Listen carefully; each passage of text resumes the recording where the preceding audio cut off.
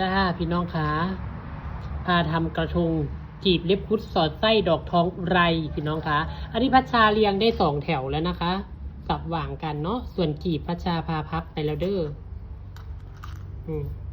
แต่ยังไม่รู้จักวิธีพับให้ดูคลิปก่อนหน้านี้นะคะ อันนี้ก็เรียงสับหว่างกันไปเลยค่ะ กระทงดอกทองอุไรสวยเนาะพี่น้องสีเหลืองเจ้าผู้อื่นสวยงามนำบูเจ้าของงามอย่างเดียวพี่น้องคะเวลาเรียงให้เรียงสับหว่างเวลาเรียงสับหว่างให้ลดหลั่นลงมาเด้อสังเกตชั้น1กับชั้น2ก็ลดหลั่นพอชั้น3ก็ลดหลั่นเห็นบ่นี่ชั้น1ให้เบิ่งใกล้ๆก่อนชั้น1ชั้น2ชั้น3ลดหลั่นกันลงมานี่กับกำลังดอกไม้นะคะพี่น้องคะประกอบเสร็จแล้วก็ดอกไม้ดอกทองอุไรคือเก่าค่ะตอนนี้ก็เสร็จเรียบร้อยเป็นอะไรเจ้าขางามบอกพี่น้องขากระทงกีบเล็บคุดดอกทองอุไรบได้ใส่เทียนให้เบิ่งเด้อค่ะ